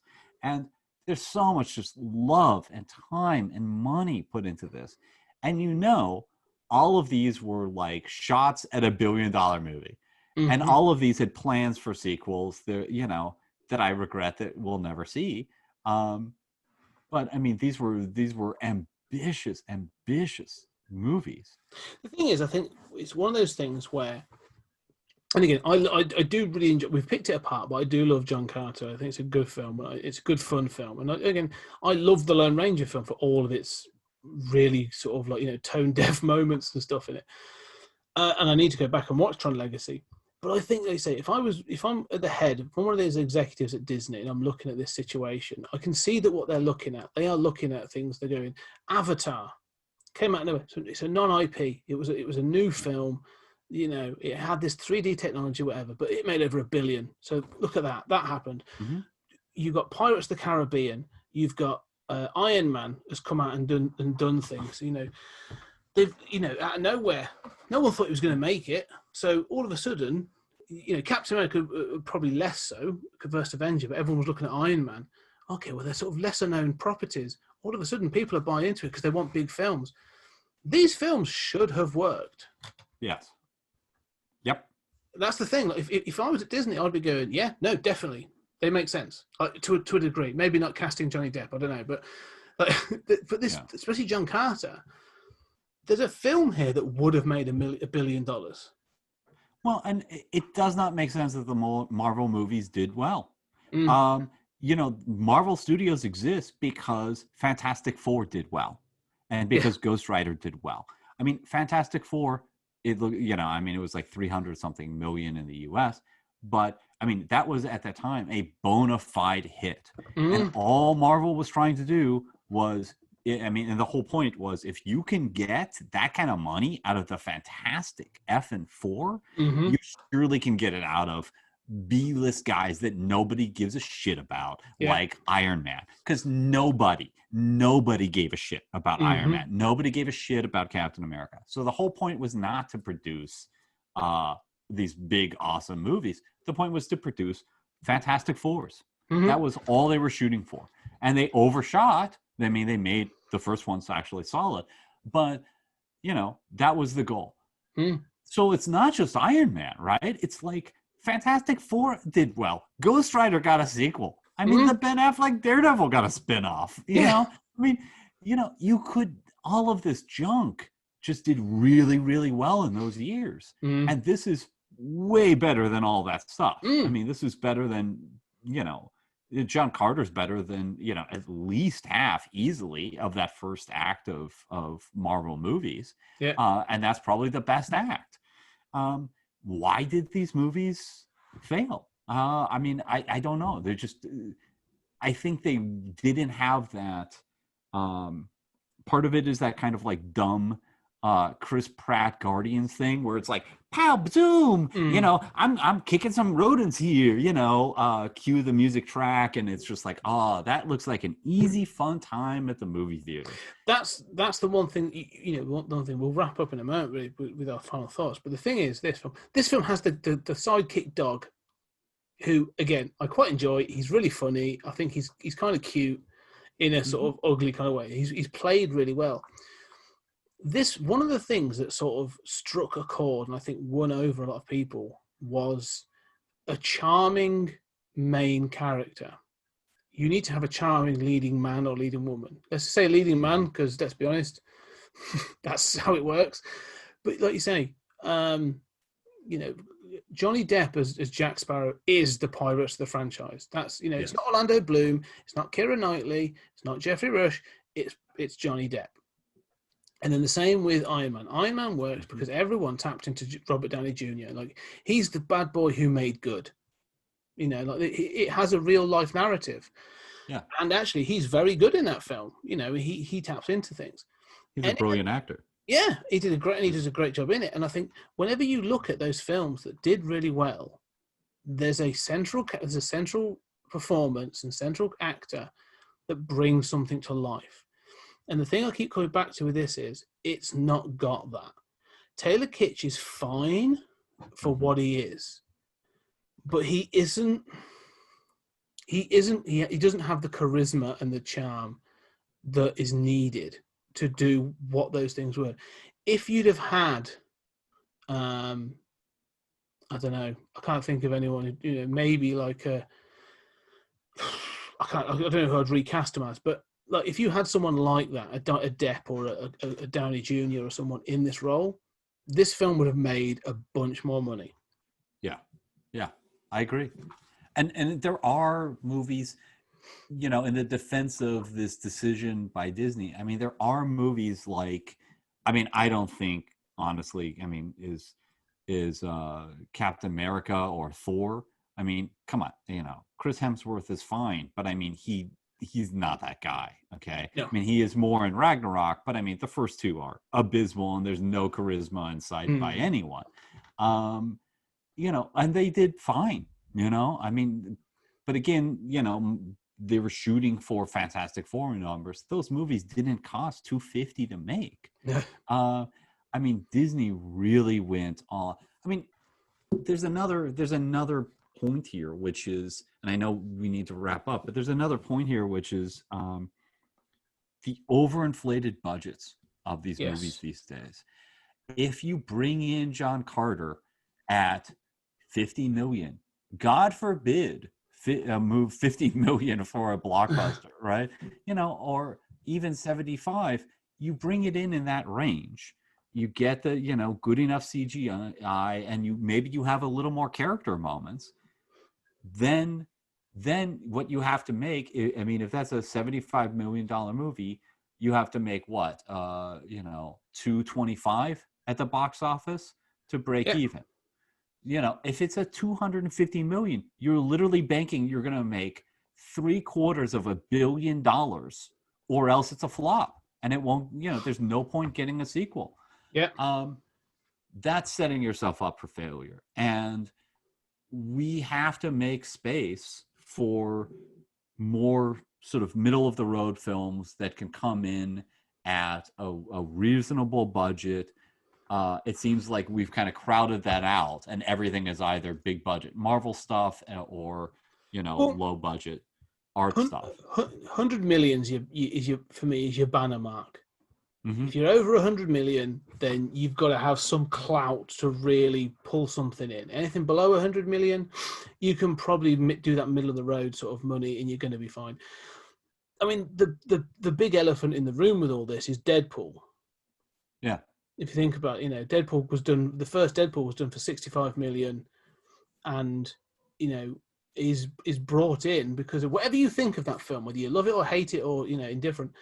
That film made an absolute bank because of Ryan Reynolds and the fact that because it had low budget, it had to find interesting ways of doing things. And so it was like, do you know what? Let's throw the rule book out the window and we're going to do it this way. If it fails, do you know what? We made a Deadpool movie. What are we out? 60 million? I mean, Yeah, it was easily going to make its money back, but was it going to make a huge profit? If it does, right. Awesome. If it doesn't, do you know what? And that was why when you look at sort of with Deadpool, to use it as a comparison, at 65 million for its first budget, they were able to do one of the most bizarre marketing campaigns ever, because the general public didn't know who Deadpool was. We did. We geeks knew who Deadpool was. We'd seen him in animation and stuff for ages. All of a sudden, this weird character starts turning up in marketing and doing sort of like online viral videos, and all of a sudden people are like, what's this? You couldn't do that in any. If you had 250 million to 500 million with marketing on the line, you couldn't do that. You'd have someone scrutinizing everything. What's the poster? What's the title? What news platform are they on? Everything. And that's the problem. I think post-COVID, we're going to go back to that, though. Yeah, no, I agree. I mean, it does not make sense to make these $250 million films anymore, because if you can't get them released in theaters, and we're going to, we're recording this in November of 2020. This is going to go on for at least another year. The buzz is, could be 2. Hollywood's done. We're done. It just does not make sense to do that $250 million film. And I think that's probably good. The reality is I could do with a little less glitzy, glossy CG and a little less test marketed scripts. I mean, this could have been a better movie at 100 million than at 250. Yeah. And maybe some of those details that you and I love were a little duller, or they sacrificed one of those scenes, which we admitted they could have done without anyway. But it probably would have been a little slower pace, a little more character development. Maybe you've got to trim those engineers anyway, just to get down on your special effects costs. I think that's the point, and I think we are going to get there. I think we have got a backlog of blockbusters. Everything from James Bond to Wonder Woman to Dune. We've got a whole bunch of things sat there waiting to be released that may wait years. And it may be that's this No Time to Die may be the last Bond that we get for a decade. Well, that may not be a bad thing. But I think an awesome Bond movie could be made for 25 million if you really wanted to. I mean, you get a great script. You don't need that many special effects. You don't need that many exploding cars flying off of a roof, to do a good spy movie. You need great actors. Yeah. You needed a good director. I mean, take it back to basics. I mean, and you and I, well, we'll be talking about a film that does this very, very soon, but you and I have lauded this in the past. Like, tell a good small story. It hasn't not this, the world doesn't have to be at stake every time. Sort of. They can be fantastic.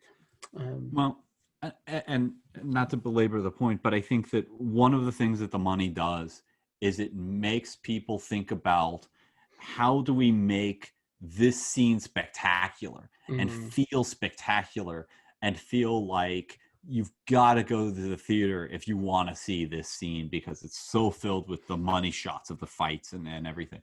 Instead of saying, what is the heart of this movie? The heart of this movie is a guy from Earth teleported to Mars, having an adventure and being a fish out of water. That's the heart of that movie. Every scene in that movie should relate to that point. Yeah. That is your through line. And we lose that in so many of these big budget movies where it's less about, all right, what is the heart of this movie? Every scene's got to be connected to that. And it becomes more, how do we justify this expense? How do we make people leave this theater and say, you've got to see this because I've never seen anything like this on the screen? I agree. And I think that's sort of where we've got to get to. And hopefully, maybe even that's what we will do in the next season of Stories in Time and Space. We'll bring it, but maybe we'll focus on some of those, because we've done some blockbusters in this series. Maybe we'll bring it down and do some of the smaller stories. I think, because some of the ones we have really focused on, the one that really, Primer, we talked about in the first season, was like probably the lowest budget film we will ever get to talk about. And it caused some of the biggest conversations. So, it's that sort of thing that you've got to think about. Anyway, let's pull into the wrap this up. So Julian, what are your final thoughts then on 2012's John Carter? It's not one of my favorite movies. I think it's got significant flaws. Having said that, it is criminally maligned. And I think the buzz on it is just, that's a piece of, crap. And, it is way better than a lot of stuff that people love. And if you can get into, a Thor movie, I guarantee you can get into this. And there's no reason why you can't. Yeah. That just doesn't make sense to me.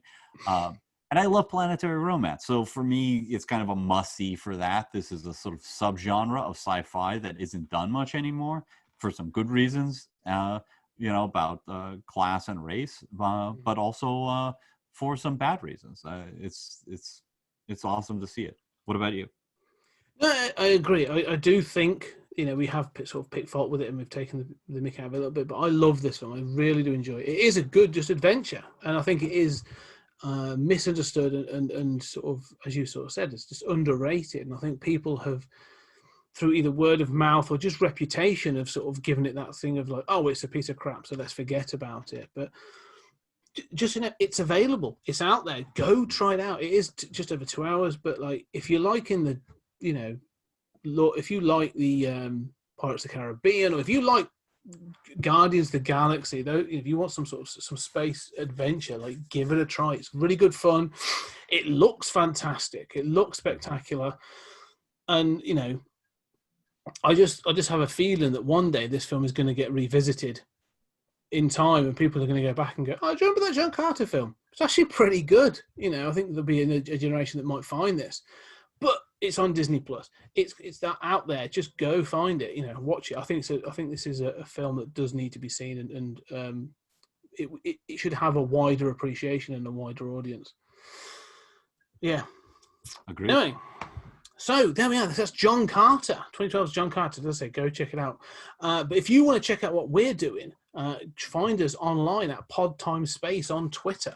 But more than that, as you can see, if you're listening to this, if we're coming at you in your ears, don't forget that you can see our lovely faces on YouTube. If you go to the 20th Century Geek YouTube channel, there is a playlist on there called Stories Out of Time and Space, and all the videos from season 2 are on there. Yes, they're long, but I'll tell you what, if you're willing, if you listen to this point, go check them out just to see what we like and what our discussions are like. They're unedited, they're all there. This is the full discussion. So go check that out and give us a comment, give us a like. Plus, you get to see us gesture And That's it. move our hands around and act out having tusks and jump. Yeah. It is. So yeah, you can hear us, but seeing us and sort of how we, responding and just me nodding and going, yeah, that's really good. And also judging how long my beard is getting right now. So it's, go check those out. And there'll probably be more videos soon. We're going to try and do some things in the future. But for now, next episode is it's a bit of a lower budget. It's a much smaller story. It's also came out the same year as John Carter, and it's probably my favourite film of 2012. We're going to be talking about Dredd. So we'll see how we both feel about that film on the next episode. But ladies and gentlemen, thank you very much for staying with us. And Julian, as always, it's been an absolute pleasure.